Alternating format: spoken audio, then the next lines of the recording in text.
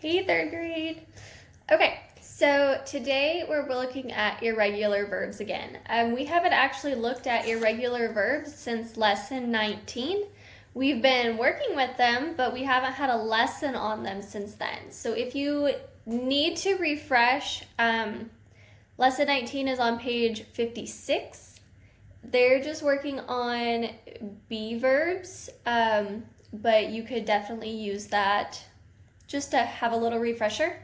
And then we're also specifically looking at these irregular verbs in the four principal parts. So if you want to refresh the four principal parts of verbs even more than I go over in this lesson, then that you can find in lesson 21, which is on page 65. Okay, so both of those could definitely help you and be a resource for you during this lesson or in future lessons when we're looking at that more closely. Okay, so I am going to post the circle paper that I got. I only got one and I'm super excited to post it in this lesson. So I'll post that towards the end. And then there might be another little joke for you. I hope you guys enjoyed your science tip. I hope it comes in handy when you're out and about in the real world. Okay, quick reminder, just remember to keep writing in complete sentences, third grade sentences. Make sure you're double checking that you have capital letters and punctuation marks, and that they're not just super short sentences, that they are what we would expect of you in class. All right, so let's look at these irregular verbs. Okay, so before we get started on the irregular spellings, I wanted to just do a quick refresh of the four principal parts of verbs. I know you guys do this in nearly every lesson, but it never hurts to refresh. So your first principal part is the present tense of the verb. Okay, that's just the verb happening in present time. That's usually the form that they give you if they ask for the different parts. That's usually the one that they give you. And then you have to provide the other three. So the present participle is the continuing action. It has its helping verb, and then it usually ends in ing. Then you have past tense, which is past time. It has already happened.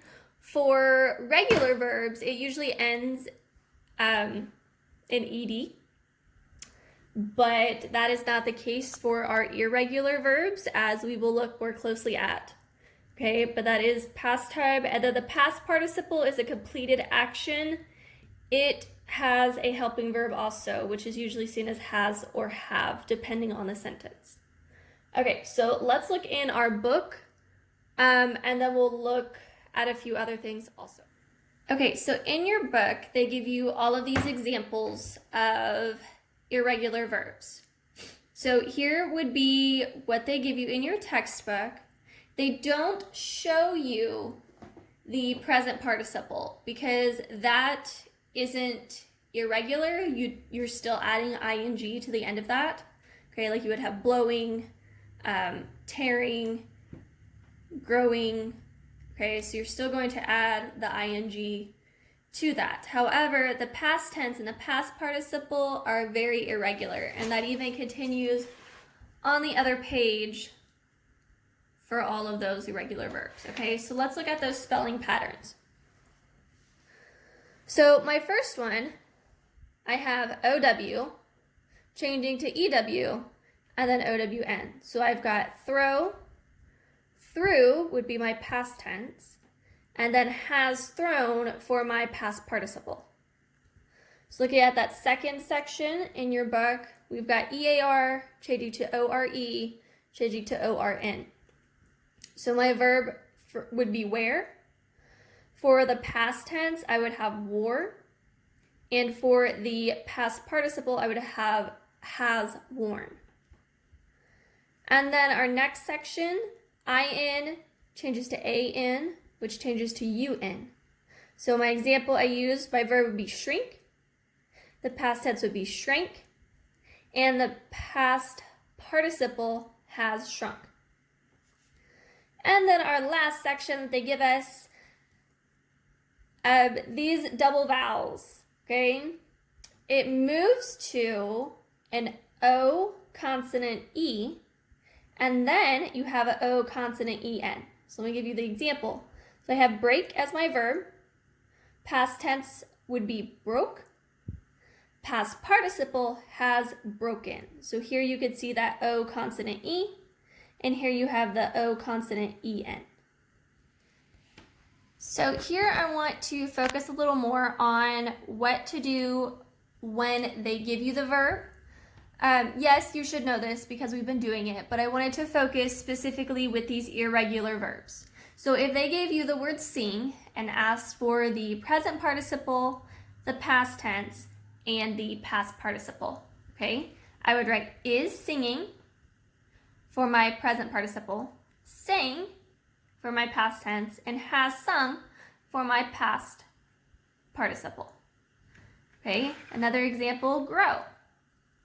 I would have is growing, grew, has grown.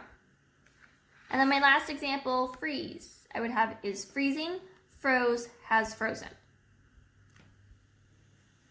Okay, I hope the lesson really helped you just pay more attention to those spelling differences. That's really what they want you to focus on. You should be able to give me the 4 principal parts of verbs, but when it comes to these irregular verbs, they're a little bit tricky. They can be tricky. Even if it is an irregular verb, it doesn't mean it follows one of these spelling patterns. Some of them will, some of them may not. So you just have to be really careful, and as they say in your book, definitely consult a dictionary if you don't know. However, if you do have questions, you have teachers, so you could definitely ask myself. You can ask Mrs. Kiefer, and we are happy to help you as much as we can to find the answers. Okay, so if you do have questions, please ask. I hope you guys have a wonderful day, and when you finish all your work, I hope you have a wonderful weekend. Okay, see you guys.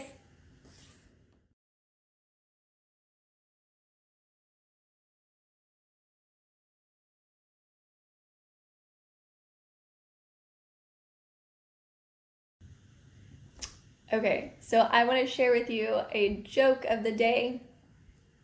This was Henry's favorite joke. He has a joke book, and it cracked him up. So, what do you call a dog who has a fever?